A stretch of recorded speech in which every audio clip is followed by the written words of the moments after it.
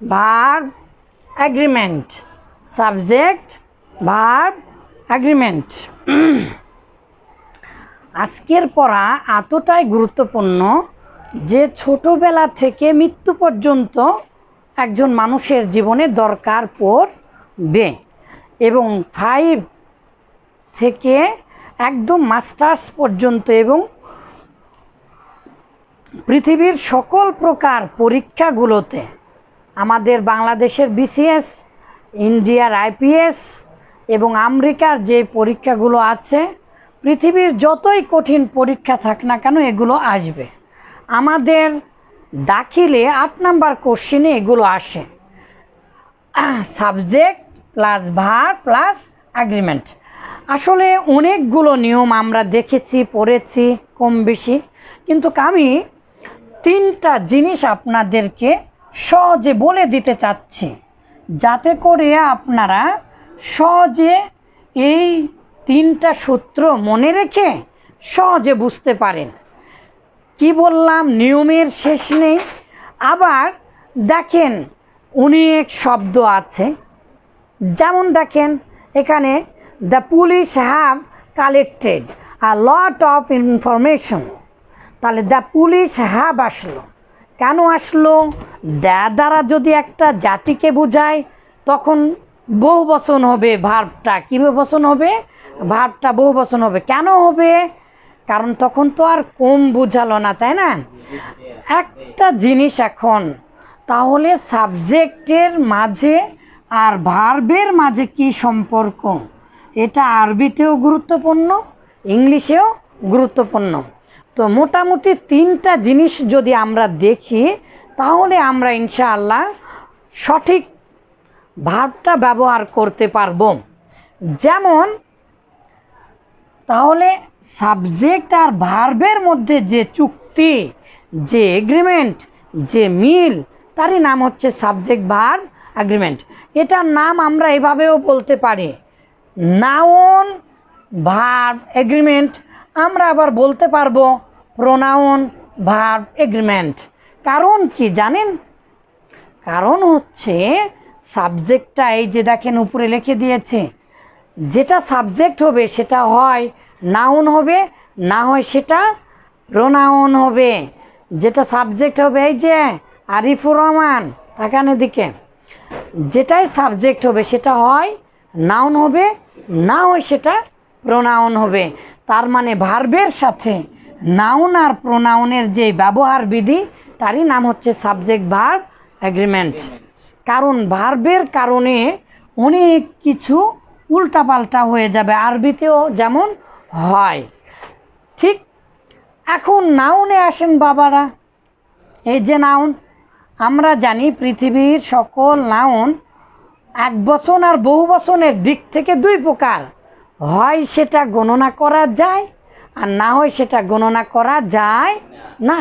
যদি গণনা করে বহুবচন হয় তাহলে কি হবে? ভার্ব বহুবচন হবে। আর যদি একবচন হয় তাহলে ভার্ব একবচন হবে। কিন্তু আনকাউন্টেবল যেগুলো নাউন আছে সেগুলো সর্বদাই প্রায়, যদি শ্রেণী না বোঝায় তাহলে সর্বদাই একবচন হয়। Information, knowledge, news, newspaper, time, money, furniture, art, music, advice, bread, wine, equipment, soap, work, scenery, alphabet, তারপরে পাবলিক। এই যে এইগুলো সাধারণত কি হয়?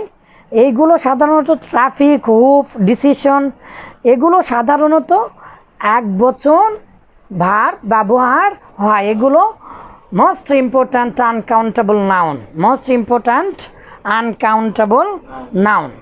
এগুলো কখনোই বহুবচন হবে না, এই শব্দগুলো কখনোই কি হবে না? বহুবচন হবে না। এছাড়াও আমরা দেখব, জানব, যদি অনেক শব্দ আছে, অনেক, এগুলো আসলে নিয়ম পড়াতে লাগলে আসলে মনেই চায় না যে এভাবে পড়ায়। এক দুই ক্লাসে শেষ করা সম্ভবই না, একটা ধারণা দিয়ে আমরা বই থেকে পড়ি। এই জন্য আপনারা মনে করবেন না যে এক ক্লাসেই সব কিছু সম্ভব। যেমন মূল যেটা সেটা, তাহলে কাউন্টেবল। এখন এই নাউনের মধ্যে আবার দুটো ভাগ আছে। এমন কিছু নাউন জন্মগতই বহু বচন, যেমন শু, স্যান্ডেল, তাই না, জুতা জোড়া। তাহলে জন্মগতই বহু বচন যেগুলো, সেগুলো কি বহু বচন ভার্ব ব্যবহার করবে। আর এমন কিছু শব্দ আছে যেই শব্দ দেখতে বহু বচন কিন্তু জন্মগত এক বচন। এতগুলো যদি উদাহরণ আমরা এখনই দেখতে চাই তাহলে ঘন্টার পরে ঘন্টা সময় লেগে যাবে, তাই না। আমরা বই থেকে প্র্যাকটিক্যাল করব। তাহলে নাউন শেষ, এখন থাকলো প্রোনাউন। প্রোনাউনটা অবশ্যই এক বচনও হয়, বহু বচনও হয়। এক বচন হলে এক বচন, বহু বচন হলে বহু বচন। কিন্তু একই সাথে যদি প্রোনাউন ব্যবহার হয় তখন কোনটার সাথে আমরা ভার্ব ধরবো, যেমন আই অ্যান্ড ইউ। এখন আই অ্যান্ড ইউ কোনটার সাথে আমরা ভার্ব ধরবো? আই এর সাথে ধরবো নাকি ইউ এর সাথে ধরবো? আবার অ্যান্ড আছে কিন্তু, তাহলে কি হবে? বহু বচন হবে। আবার এখানে যদি কমা দিতাম তাহলে আবার ভিন্ন হতো। তাহলে এই first person, third person, second person আর থার্ড পারসনটা সবার শেষে যায়। এটা একটা ব্যবহার বিধি আছে, আপনারা দেখে নেবেন। বিস্তারিত সুন্দর করে দেখতে চাইলে পিসি দাসের গ্রামারে সুন্দর করে দেওয়া আছে। কিন্তু আমাদের প্র্যাকটিক্যাল এবং পরীক্ষা এরই আগে এসেছে, দাখিল পরীক্ষায়, এসএসসি পরীক্ষা এরই আগে এসেছে অ্যান্ড দিয়ে এসেছে। কি দিয়ে এসেছে? অ্যান্ড দিয়ে এসেছে। ওর দিয়ে এসেছে। কি দিয়ে এসেছে? আইদার ওর আর নাইদার নোর দিয়ে এসেছে। তো অ্যান্ড মানে তো এবং, আর এবং মানে যোগ। তাহলে ইউ অ্যান্ড মি, তুমি এবং আমি, বা আই অ্যান্ড ইউ, আমি এবং তুমি। তাহলে এই কাজটি করেছি, তাহলে কি আমি একাই করেছি? এই যে আমার দিকে তাকান, লেখিও না, লেখে নেন, ঠিক আছে। এটা সহজে আপনার বইয়ের উপরে এভাবে লেখে নেন। যেটাই সাবজেক্ট হবে সেটা হয় নাউন আর না হলে প্রোনাউন। এই দুটা ছাড়া তো আর হতে পারে না। তাহলে প্রোনাউনের ব্যবহারটা জানতে হচ্ছে ভার্বকে চেনার জন্য, আর নাউনের এক বচন নাকি বহু বচন জানতে হচ্ছে ভার্বকে চেনার জন্য। আর ব্যবহার বিধি দিয়ে যেগুলো দিয়েছিল সেগুলো দেখেন।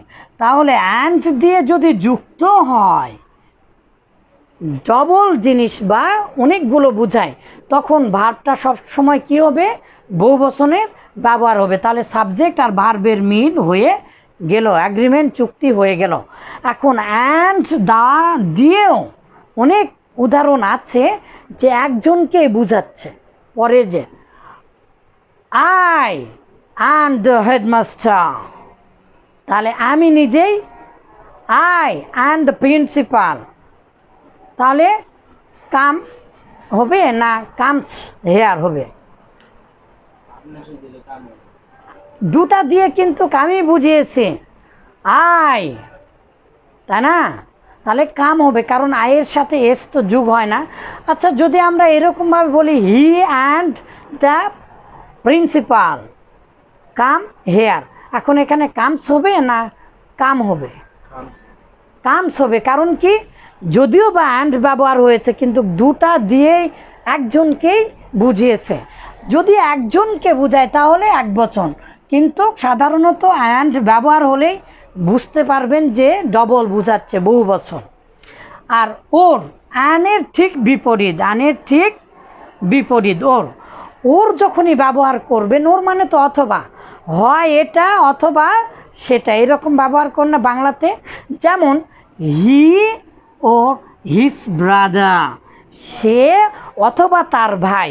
এখন এই যে এখানে দিয়েছে, এটা পরীক্ষায় দিয়েছিল, অ্যাবসেন্ট, অনুপস্থিত, তাই না?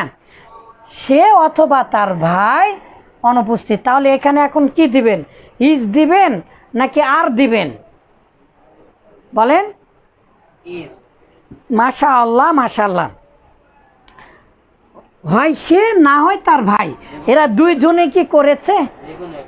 যে কোনো একজন। কিন্তু যদিও বা এই যে একটা সাবজেক্ট দেখতে পাচ্ছি, এই যে একটা সাবজেক্ট দেখতে পাচ্ছি, কিন্তু এই দুই সাবজেক্টের মধ্যে যে কোনো একজন কাজটা করেছে বা অনুপস্থিত ছিল।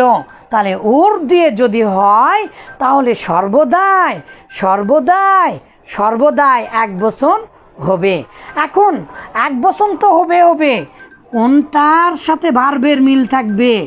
যে কাছে থাকবে, যে কাছে থাকবে। ইংলিশে রানী ভিক্টোরিয়ার একটা প্রবাদ আছে, love not looks with the eyes but with the mind. ভালোবাসা চক্ষু দিয়ে দেখা যায় না, ভালোবাসা অন্তর দিয়ে অনুভব করতে হয়।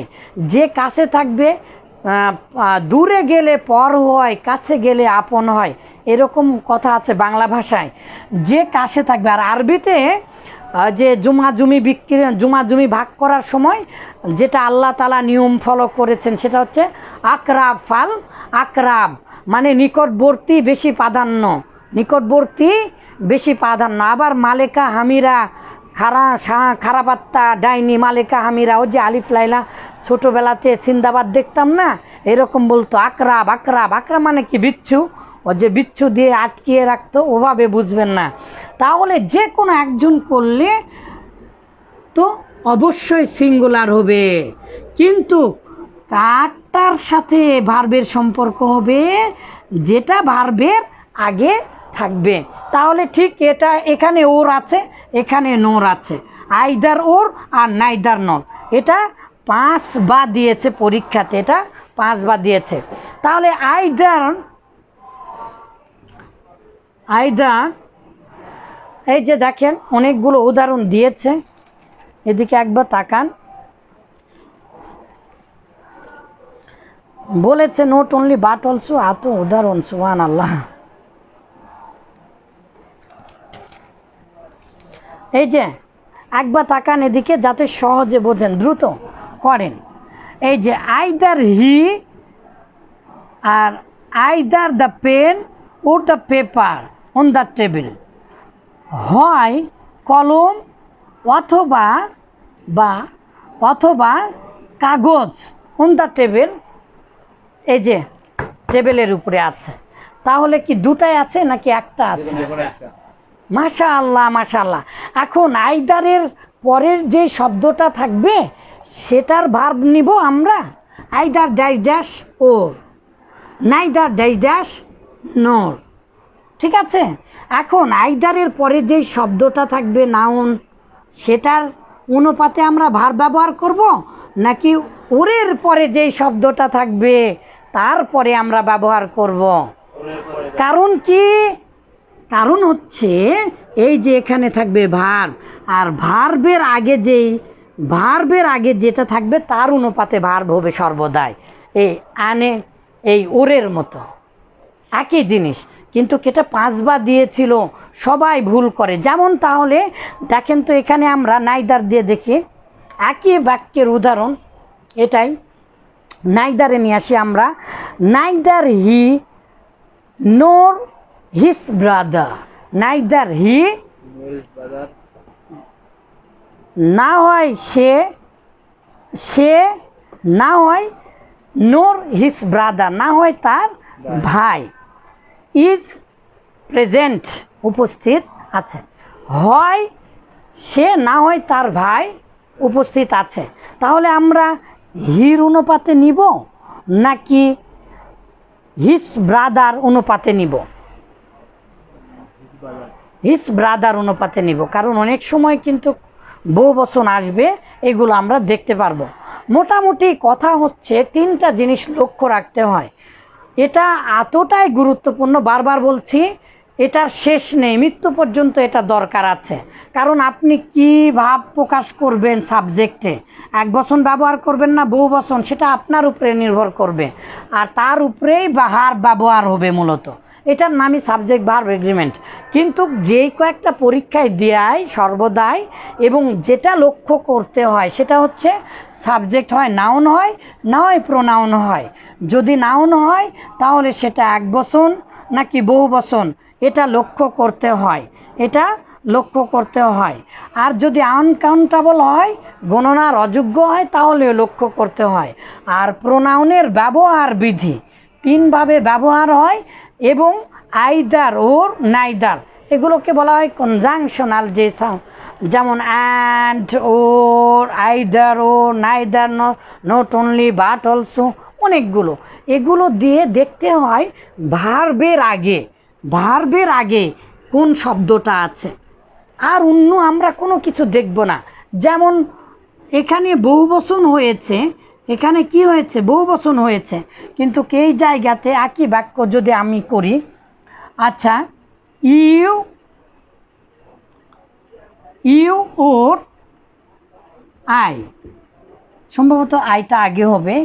আচ্ছা এখন এটাই আমি যদি করি তাহলে এই জায়গাতে কি দিব বলেন তো? টিচার বা স্টুডেন্ট, হয় তুমি না হয় আমি কি অনুপস্থিত ছিলাম। তাহলে ইউ ওর আয়ের সাথে আম দিব, কারণ কি বলেন তো?